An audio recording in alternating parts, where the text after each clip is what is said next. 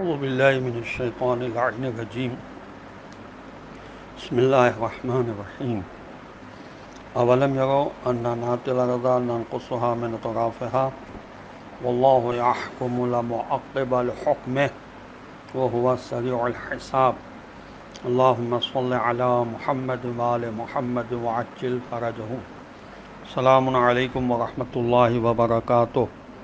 سورہ مبارکات قرآن مجید کا 13 نمبر کا سورہ ہے اور اس کی یہ آیت 41 ہے جس کی تلاوت کا شرف میں نے حاصل کیا، جس کا ترجمہ یہ ہے کہ کیا وہ دیکھتے نہیں کہ ہم زمین کو اس کے کناروں سے گھٹاتے ہوئے آتے ہیں اور اللہ حکومت کر رہا ہے، اس کے حکم و فیصلوں کو ٹالنے والا کوئی نہیں ہے،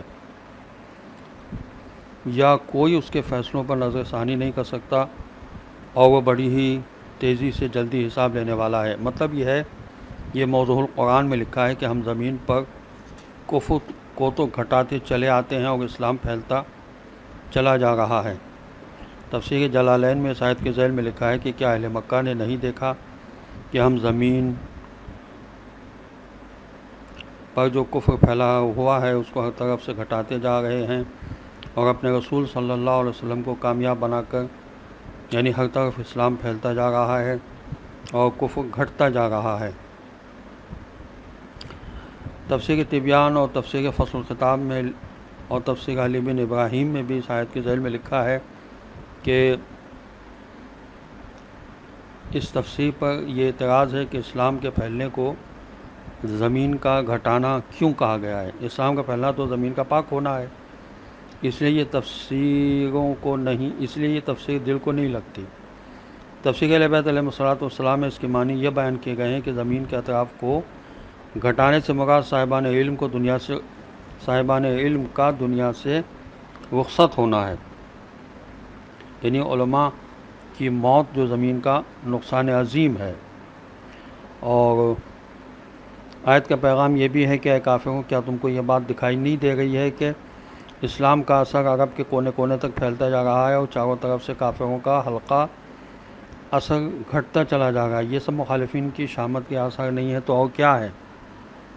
پھر خدا کا یہ فرمانا کہ ہم اس سرزمین پر چلے آ رہے ہیں، نہایت لطیف انداز بیان ہے، کیونکہ دعوت حق اللہ کی طرف سے ہوتی ہے اور اللہ دین حق پیش کرنے والوں کے ساتھ ساتھ ہوتا ہے، اس لیے خدا کے دین کے پھیلنے کو اللہ نے اس طرح فرمایا ہے کہ ہم خود اس سرزمین میں بڑھے چلے آ رہے ہیں۔ یہ تفہیم القرآن میں لکھا ہے۔ اور تفسیر انوار النجف میں اس آیت کے ذیل میں لکھا ہے کہ زمین کے اطراف کو کم کرنے کے کئی وجوہ ذکر کیے گئے ہیں۔ نمبر 1، کفار کو یہ بتانا مقصود ہے کہ دیکھو ہم زمین پر بسنے والوں کو موت کے ذریعے کم کرتے رہتے ہیں، اس لیے موت سے ڈرو اور ٹھیک ہو جاؤ۔ نمبر 2، اگر ہم لوگوں کو موت نہ دیں تو زمین پر رہنے کی جگہ باقی نہ رہے، موت بھی خدا کی حکمت کا ثبوت ہے۔ نمبر 3، دوسروں کی موت کو دیکھ کر تم مطمئن نہ ہو جاؤ، ایک دن تمہاری بھی باری آ جائے گی، اس لیے نیکی کے کاموں میں بڑھ چڑھ کر حصہ لیتے رہو، یہی موت کا جواب ہے، پس اپنے خالق کے پہچاننے میں سستی نہ کرو۔ نمبر 4، زمین کے اطراف کو کم کرنے سے مراد و مقصد علماء و فقہاء و صلاحہ کی موت ہے۔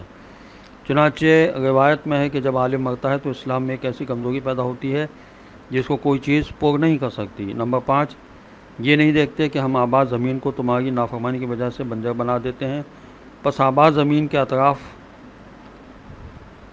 کم ہوتے جاتے ہیں۔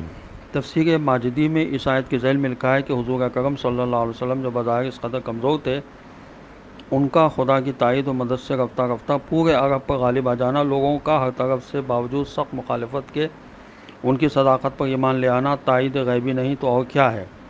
پھر آج بھی اسلام برابر پھیلتا ہی چلا جا رہا ہے اور کفر کی زمین رفتہ رفتہ گھٹتی جا رہی ہے، اور امام مہدی عجل اللہ تعالیٰ فرجہ شریف آ کر کفر کو بالکل مٹا دیں گے۔ خدا وہ وقت جلدی لائے کہ انشاءاللہ امام کا ظہور ہو اور ہم امام کے آوان و انصار میں شامل ہوں۔ ادب دوسروں کی نظر میں انسان کا احترام بڑھاتا ہے، جوانمردی باعزت اور آزاد زندگی گزارنے کے لیے ضروری ہے، اور حیا و عفت کو محفوظ رکھتی ہے۔ پس یہ تینوں چیزیں انسانی زندگی کے لیے ضروری ہیں، لیکن ان تینوں چیزوں کی 3 بنیادیں ہیں۔ امام حسن علیہ السلام فرماتے ہیں، جس میں عقل نہیں اس میں ادب نہیں، جس میں ہمت نہیں اس میں جوانمردی نہیں، اور جس میں حیا نہیں اس میں دین نہیں۔ والسلام علیکم ورحمۃ اللہ وبرکاتہ۔